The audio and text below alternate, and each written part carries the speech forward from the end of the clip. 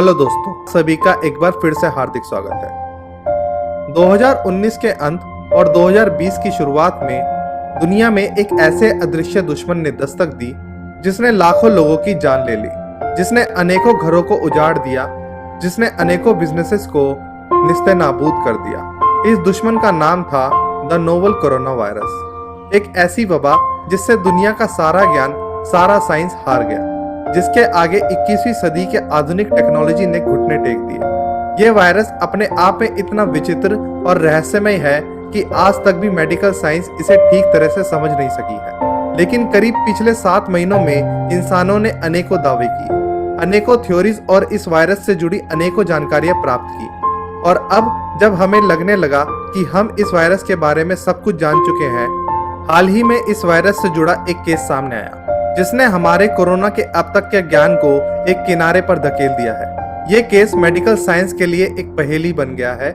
जिसका जवाब अभी तक कोई नहीं दे पाया है। तो चलिए दोस्तों, जानते हैं इस मिस्टीरियस कोरोना केस के बारे में। ये घटना है साउथ अमेरिका के अर्जेंटीना में स्थित एक शहर उशुआया की। इस जगह को दक्षिणी दिशा में पृथ्वी का आखिरी शहर भी माना जाता है। पृथ्वी के इस अंतिम छोर के बाद केवल और केवल समुद्र ही मौजूद है। भरपूर समुद्र से घिरा ये छोटा सा शहर फिशिंग इंडस्ट्री का एक बड़ा सेंटर है, जहां से रोजाना अनेकों जहाज समुद्र में मछली पकड़ने के लिए लंबी लंबी यात्राओं पर निकलते हैं। ऐसे ही एक जहाज का नाम है द इशिज़न मारू, जो कि 6 जून 2020 को 61 क्रू मेंबर्स के साथ मछली पकड़ने के लिए निकला।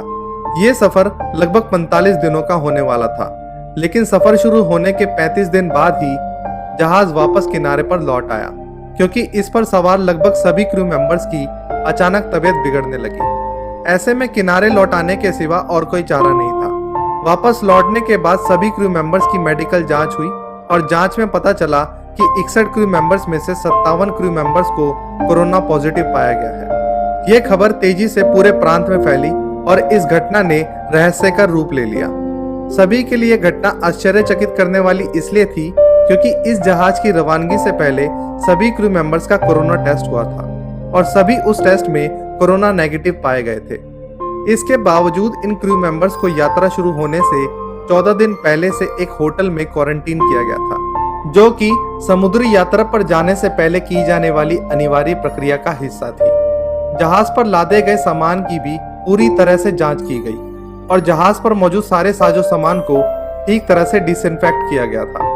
इस मामले की जांच में जुड़े लोगों ने बताया कि अपनी 35 दिनों की समुद्री यात्रा के दौरान इस जहाज पर कोई नया आदमी नहीं चढ़ा और ना ही ये जहाज कहीं किसी दूसरी जगह पर रुका और ना ही कोई दूसरा जहाज इस जहाज के संपर्क में आया। इस जहाज के सबसे करीब से गुजरने वाले जहाज की मिनिमम दूरी थी लगभग 4 किलोमीटर। जहाज पर मौजूद कोई भी व्यक्ति एक बार भी जहाज से नीचे नहीं उतरा और ना ही यात्रा शुरू होने के बाद इस पर मौजूद जहाजी किसी बाहरी चीज के संपर्क में आए। तो आखिर ये लोग इस वायरस के चपेटे में कैसे आए? यह एक ऐसी गुत्थी बन गई है जिसे सुलझाने में डॉक्टर्स को कड़ी मशक्कत करनी पड़ रही है। डॉक्टर्स अलग अलग हाइपोथेसिस की सहायता से इस केस को सुलझाने की कोशिश कर रहे हैं। मसलन अगर ये मान लिया जाए कि सफर की शुरुआत में क्रू मेंबर्स की जो कोरोना जांच हुई उसमें कोई गलती हुई हो, किसी व्यक्ति की रिपोर्ट सही न रही हो, लेकिन फिर भी अभी तक की मान्य जानकारियों और WHO, American centre of disease and prevention और यूफा यानी the European public health association के अनुसार कोरोना की चपेट में आने से इसके लक्षण उभरने को समय यानी इंक्यूबेशन पीरियड 2 दिन से 2 हफ्ते का हो सकता है। लेकिन इशिज़न मारू जहाज के क्रू मेंबर्स ने सफर से पहले 14 दिन का क्वारंटीन किया था।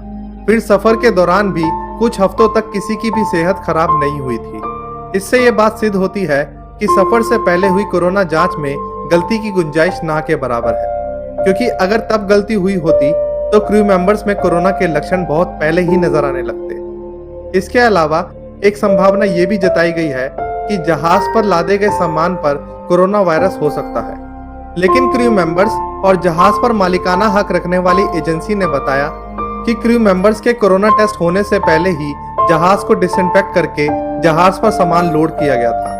मेडिकल साइंस ये कहती है कि ये वायरस अलग अलग सतह पर अलग अलग समय तक जीवित रह सकता है, लेकिन ये समय एक शॉर्ट टर्म का होता है। यानी यह वायरस किसी सतह पर ज्यादा दिनों तक जीवित नहीं रह सकता।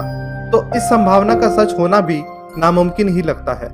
अभी तक ऐसे कई हाइपोथेसिस यानी संभावनाएं इस केस के बारे में जताई गई हैं, लेकिन हर संभावनाएं एक डेड एंड पर जाकर खत्म हो रही है। घटना से जुड़े जांचकर्ताएं अपना हाथ खड़ा कर चुके हैं। उनका कहना है कि जहाज पर मौजूद लोगों तक ये वायरस कैसे पहुंचा, इस बात का उनके पास कोई जवाब नहीं है। यह एक ऐसी गुत्थी है जिसे वर्तमान में हमारे पास मौजूद जानकारियों के साथ सुलझाना संभव नहीं है। फिलहाल इस जहाज को उशुआया के एक समुद्री तट पर रखा गया है और इस तट को पूरी तरह से सील कर दिया गया है। कोरोना से संक्रमित सभी मेंबर्स को इसी जहाज पर आइसोलेशन सेंटर बना कर रखा गया है और 2 लोगों की हालत गंभीर होने के कारण उन्हें हॉस्पिटल में भर्ती कराया गया है। इस घटना के मूल कारणों का पता ना लग पाना इस बात को उजागर करता है कि हमारा मेडिकल साइंस अभी भी इस खतरनाक वायरस के बारे में सब कुछ नहीं जानता। जहां एक तरफ हमारे वैज्ञानिक इस वायरस का वैक्सीन जल्द ही बाजार में लाने का दावा कर रहे हैं, वहीं दूसरी ओर इशिज़न मारू जैसे केस ये चेतावनी दे रहे हैं कि शायद दवा बनाने की जल्दबाजी में हमने इस वायरस को गहराई से नहीं जाना है, जो कि भविष्य में एक खतरनाक स्थिति पैदा कर सकता है। इस घटना के बारे में आपकी क्या राय है? क्या आप इस घटना के असल कारणों का अंदाजा लगा सकते हैं? आप अपना जवाब कमेंट्स के माध्यम से हमारे साथ साझा कर सकते हैं।